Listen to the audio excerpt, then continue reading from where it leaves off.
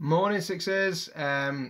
So yesterday we started looking at the Crown Derby, Royal Crown Derby, should I say, sorry, the heart of the Midlands, where the beautiful china is produced. And the reason why we're doing that is because we're going to be, we're trying to sort of find out local history of Derby, to write a sort of poem about the things that we're proud of in Derby. More will become clear over the next couple of weeks about what type of poem we will be writing there, but we're very excited about this because we've actually been in touch with the poet as well, and hopefully that person is going to be doing a sort of video for us regarding their poem.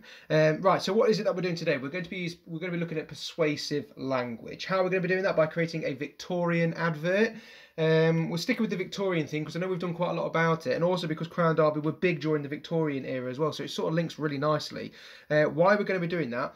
Because you're going to create this advert of something that Derby would be proud of, for this poem in the next couple of weeks. So we're going to use this information that you've written, and it's going to help us feed into this poem in a couple of weeks' time as well. So to start off with then, you're going to pause this video and you're going to have a go. If you are at school, you're going to have a go at answering these questions with the people in your class. If you're at home, you're going to have a go at answering these questions with mum, dad, cat or dog, or just scream them at the screen. So pause your video and have a go. Hopefully you're going to get 5 out of 5. Okay, so hopefully you've had a go at those questions here. So I'm just going to go through the answers, and you score yourself out of 5. So which year was Crown Derby? Oh, my voice went then. Was Crown Derby founded? It was 1750. Who was their first commemorative piece for? It was for a king. It was for King George III. And then King George, then, I've even said it down here, what did King George allow them to use in their logo? So he was so pleased with Crown Derby at the time, not Royal Crown Derby, but Crown Derby at the time, that he allowed them to use a crown as part of their logo. And then which year did they change their name to Royal Crown Derby? It was 1890. Is when they were allowed to do that. And who allowed them to do that? A very, very famous monarch that we have learnt about. It is Queen Victoria. So they're quite easy questions, just to jog your memory about yesterday, the information you got from yesterday. So hopefully you got 5 out of 5 there. Post your name into Google Classroom to bragging rights if you did get 5 out of 5. Now we're going to move on then. So we're going to be looking at Victorian adverts. Now this is what Victorian adverts used to look like. They've got the same information on adverts that we see today, but they just seem to have their own little quirkiness about them, their own sort of vision of a Victorian advert. Now, these are the sorts of things they were selling over in the Victorian times. So we still had Cadbury's Cocoa. I'm just going to see if I can make that a bit bigger for you.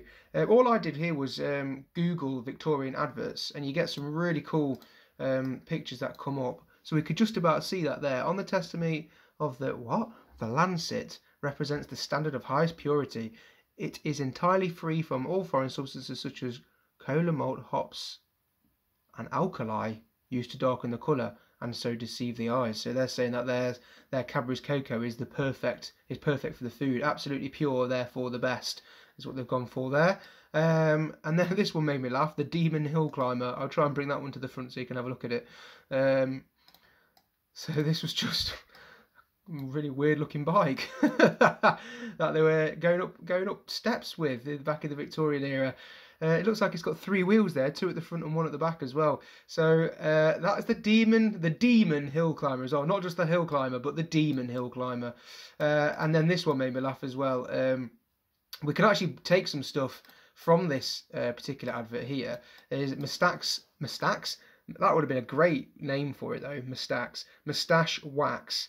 And they've called it Beaks Stashaline, is what it is. Is what it's called. Is a painted substance for strengthening and training the moustache. I like that, of all sorts and various conditions of men for any length of time in any position. I like this bit here. Do not be fooled by inferior substitutes. So looking at these 2 words, inferior and substitutes. Well, we know what substitute means, especially if we're looking at sort of sports, swapping something for something else. Inferior, well, that's the opposite of another word, superior. So if something is superior, it is the best. So inferior means it is less than the best. So it's saying here, do not be fooled by anything less than the best. Don't swap it out for anything less than the best. And so yeah, so we've got Beaks Stashaline or Moustache. What did I call it? I can't remember what I called it now. Mustacks, I think it was, wasn't it? That's a better name for it. And I just put this here, just going to put that there just to sort of say that that's probably my favourite whiskey. I'm just going to leave that there. Just leave that there, that sort of hint there for you. Bushmills, great whiskey, still about today, that is. Anyway, so what type of language do adverts mainly use? So we've got this pie that we were looking at before. What do P, I, and E stand for in the pie? The 3 reasons why somebody writes something. Have a pause, have a think.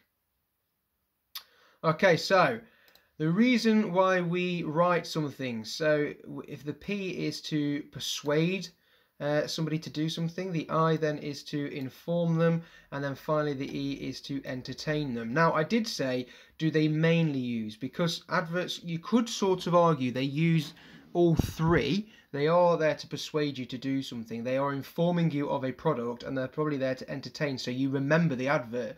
But which one do they mainly use? It is the persuade. We are persuading somebody to buy something. That is the reason why adverts exist. So we're going to move on to this then. How does persuasive writing help to sell a product or a service?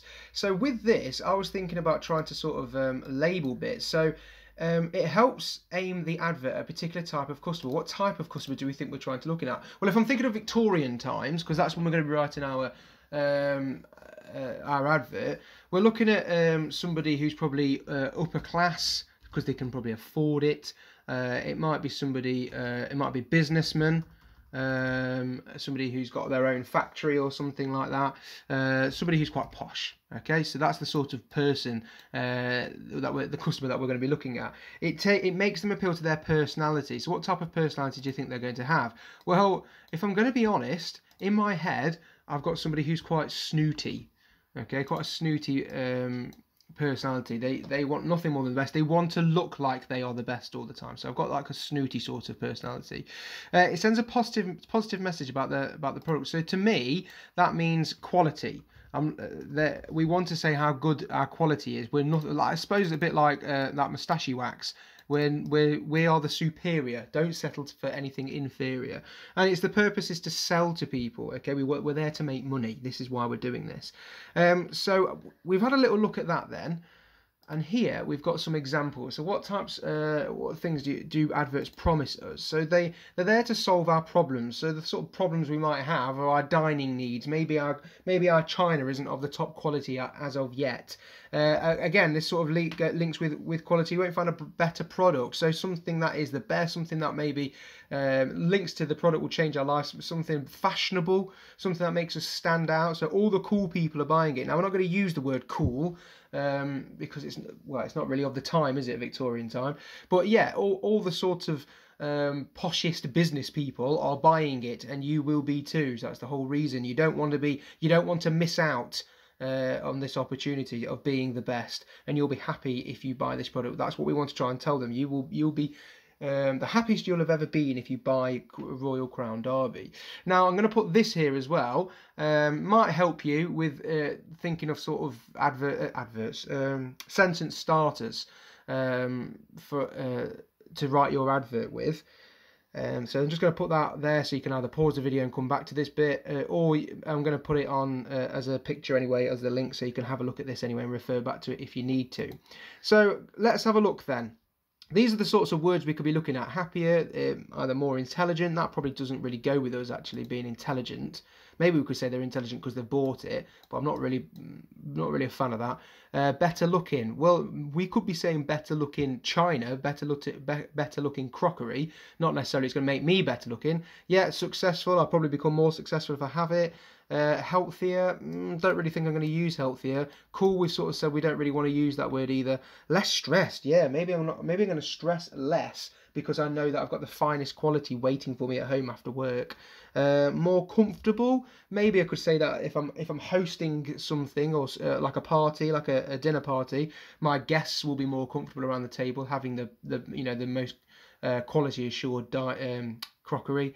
It is fashionable, definitely, and it's unique and special. So these sorts of words we can try and put inside our adverts as well, along with these sorts of openers. So I've gone here. This is sort of the start of my advert, Royal Crown Derby, and I've just got a picture off Google of what Royal Crown Derby used to look like in the past. So this is what the factory used to look like. This is actually off their website, actually, that picture is. I could get a picture of an actual piece of Royal Crown Derby china if I wanted to put that there as well. And I've put this here, Est 1750. What does Est mean then? Est 1750. If I think back to yesterday, that is when they started. That was when they were established. That's why I've got EST there, because they were established in 1750. And then I've just gone for a sort of a heading for a unique dining experience. So that's just sort of like almost like a what do you call it, like a headline. If I go back to these adverts here, you can see that we've got the Demon Hill Climber, for sale, hire, exchange. We've got sort of like big standout words there. Whiskey, we've got big standout words. So I've gone for a unique dining experience, okay? Using that word there, unique, that's where I got that from. So let's have a look then. Now, I always try and start my adverts with a rhetorical question. I want to get my person thinking. Do they want to be the best? Do they want to stand out? Do they want the latest fashionable whatever I'm trying to sell, okay? So I'm trying to think of rhetorical questions now. So if you're at school, pause the video and have a little discussion. What sort of rhetorical questions could you come up with? If you're at home, pause the video, write a couple down, have a discussion with somebody at home as well. What rhetorical questions could I come up with to try and get somebody to think that they need the best china to dine with? Okay, so hopefully then you've come up with a few. I've got these two here. So this is my first paragraph here. Are you looking to stand out from all your associates in your social circles? How about that big network meeting you're hosting? Then settle for nothing less than royalty standard china. Now let's go through some of these words. Associates is got sort of a snooty way of saying people I hang about with. Okay, that's just a posh way of saying that. Social circles, again, a very snooty way of saying groups of people I hang about with. Okay, so just being social with somebody, talking to them, and then social circles is sort of the people that the collection of people that I hang about with. How about that big networking meeting? Ugh, networking. So this is sort of a business term, and that's basically where people go and they try and make connections. So if I actually end up meeting somebody at a networking meeting who can supply me cheaper clay to make this china with, then I'm going to do better as a businessman, aren't I? Really. So these networking meetings, I might host one at my grand manor, and I want to stand out. Then settle nothing less than royalty standard china. Well, then that word royalty is already telling everybody that Royal Crown Derby or supply the royal family with their china, doesn't it? That's what that's saying there. My next paragraph then. So that could be your first paragraph. Come up with a couple of standout rhetorical questions, and then tell them something about it then, okay? Tell them that they should settle for nothing less, or they need something then. Tell them they need something. My next paragraph then here is going to sort of inform them of Royal Crown Derby. That's not enough to tell them of anything really about Royal Crown Derby, so I need to inform them about how amazing we are.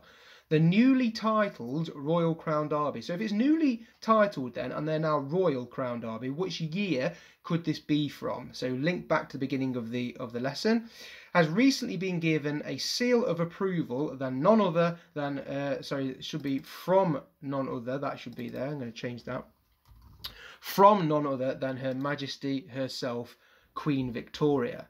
So remember, she let us become Royal Crown Derby, not just Crown Derby. With these fashionable items of china crafted in the heart of the Midlands, well, the Midlands is the part of the country that we are in, so Derbyshire, Nottinghamshire, Leicestershire, Birmingham, they're all part of the Midlands. So I'm saying that we're the heart of the Midlands, we are the main centrepiece of the Midlands. You will stand out from the crowd as the host with the most. So now it's telling me that I'm going to be the best, because I've got these plates now. That's all it takes to be the best, to have these plates. And then my final paragraph here then. Royal Crown Derby lead the way in today's market with up-to-date designs and the finest quality, which will be the talking point of any dining experience. And then I've just sort of gone with like a a motto sort of thing, like a tagline. Dine with originality, dine with quality, dine with royalty. So I've repeated myself there. I've used repetition, the word dine, and I've sort of ended with words with ty at the end as well. I've purposefully done that to try and get them to remember the end of my advert. Dine with originality, so something that's original, something that no one's ever done before. Dine with quality, well, the best standard, and then dine with royalty. And I'm sort of play on words there. It makes it sound like they're going to dine with Queen Victoria, but they're actually not. What that means is they're going to dine with royalty standard china. Okay, so that's my example there of my advert. You have a go at writing your own advert. I only want 2 or 3 paragraphs. I don't want a massive piece of writing. You don't need to, because otherwise it's too much information and I'm not going to read the whole advert. I'm just going to turn the newspaper over and read somebody else's advert. So on this little section here as well, I've just sort of highlighted some words that stand out for me, that you might want to use. So unique and experience. My eating my dinner now is not just something I need to do, it is an experience that I need to have.